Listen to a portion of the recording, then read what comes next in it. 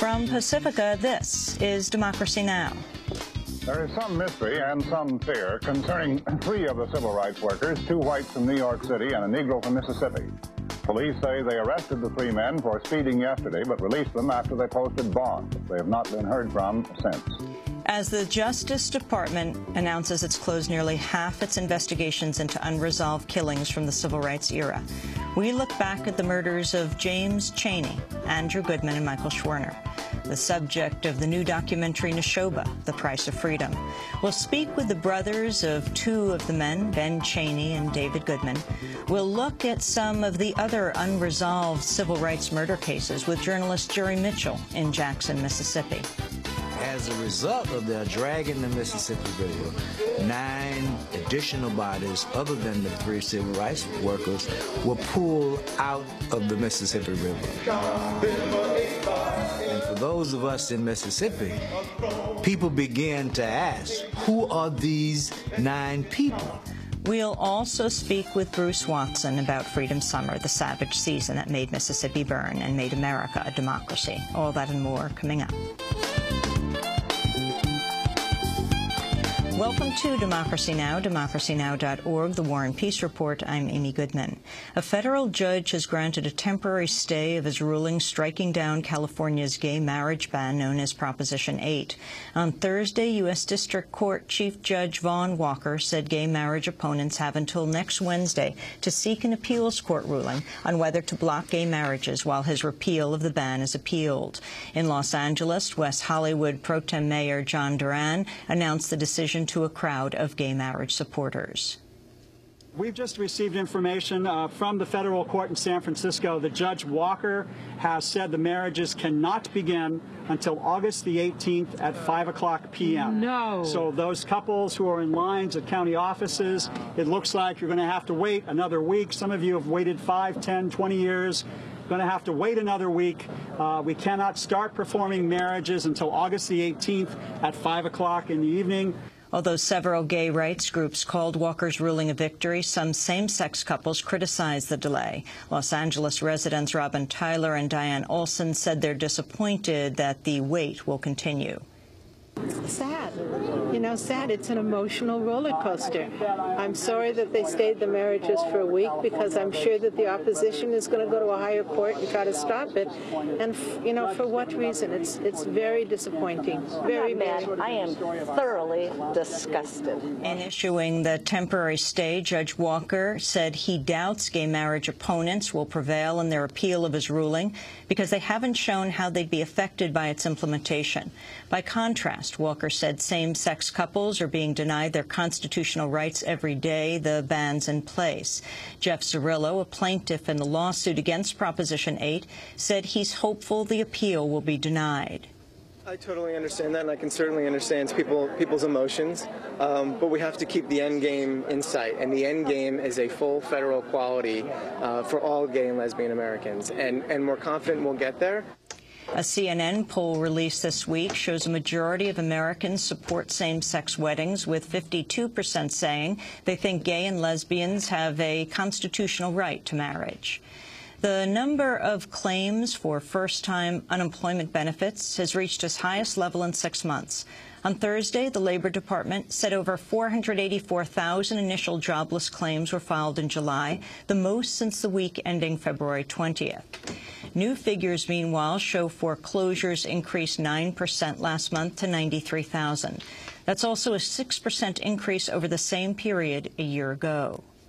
Amid some of the worst economic news in weeks, a new report predicts Wall Street bonuses will likely increase for the second straight year. The compensation consultant Johnson Associates says firms will see bonus hikes of up to 15%, surpassing 2009 levels. The oil giant BP has been fined $50.6 million for ongoing safety hazards stemming from a deadly 2005 explosion that killed 15 workers and injured 180 others at its Texas City, Texas refinery.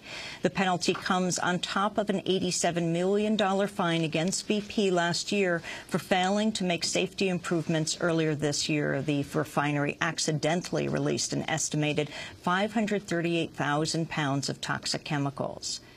Alabama's Attorney General has filed 2 lawsuits accusing BP and other companies of neglecting their responsibility for the Gulf Coast oil disaster. The separate lawsuits allege that BP, as well as other firms, including Transocean and Halliburton, have damaged Alabama's economy and environment through, quote, negligent or wanton failure to adhere to recognized industry standards. The suits seek unspecified economic and punitive damages. Over 300 federal lawsuits have been filed in 12 states against BP and the other main companies involved in the disaster. Congress has given final approval to a $600 million measure to increase militarization of the U.S.-Mexico border. On Thursday, the Senate approved the bill with just 2 members present, Democrats Chuck Schumer of New York and Ben Cardin of Maryland. Schumer and Cardin interrupted their summer recess to advance the bill after a congressional procedure held it up. Schumer said the measure would help fight violence and drug trafficking. I come to the floor to seek unanimous consent to pass a smart, tough, and effective $600 million bill that will significantly enhance the security and integrity of our nation's border, which currently lacks the resources needed to fully combat the drug smugglers, gun runners, human traffickers, money launderers, and other organized criminals that seek to do harm to innocent Americans along our border. The spending will fund around 1,500 new border agents and law enforcement officials, as well as 2 aerial surveillance drones. The bill now goes to President Obama, who is expected to sign it into law. The vote comes on the heels of a poll this week showing the majority of residents in U.S. towns bordering Mexico feel their communities are safe. The group that commissioned the poll, the Border Network for Human Rights, says it's the first independent survey of border town residents. Over 86% of respondents said they feel safe in their daily activities, and nearly 70% said they feel they're as safe as in any community in the United States. In a statement, Fernando Garcia of the Border Network for Human Rights said, quote, "It's time to rethink our border policy by increasing the quality and accountability of border enforcement, not the quantity of armed agents and soldiers." A group of U.S. Congressmembers has asked the State Department to explore ways to end U.S. responsibility and financing for a program to compensate Iraqi victims of U.S. attacks. USAID AID Director Christopher Crowley said the U.S. has already asked Iraq to make a larger contribution to the fund. Iraq's top military commander, meanwhile, continues to warn his troops won't be ready for a planned U.S. withdrawal next year. Speaking at a military conference in Baghdad, Lieutenant General Babakar Zabari repeated his contention that the Iraqi armed forces will need U.S. backing until 2020. The U.S. military will be here for advice and backing, but in very special cases they will be ready to defend the Iraqi army because they control the Iraqi spaces, as our air force is not complete yet. The U.S. has 50,000 actual combat troops, but the problem will be after 2011. So we have to work with the Americans, the West, or the regional countries because the Iraqi army will be ready in 2020. The Pentagon's continuing to warn WikiLeaks about releasing more classified Afghan war records on top of the initial 76,000 it published last month. On Thursday, WikiLeaks said it's about halfway through preparing the remaining 15,000 documents for release. In response, Pentagon spokesperson Jeff Morrell said publishing the new documents would be, quote, the height of irresponsibility and would harm U.S. forces, U.S. allies, and Afghan civilians. Israel's rejected a new Palestinian offer to base peace talks on establishing a Palestinian state along the 1967 borders.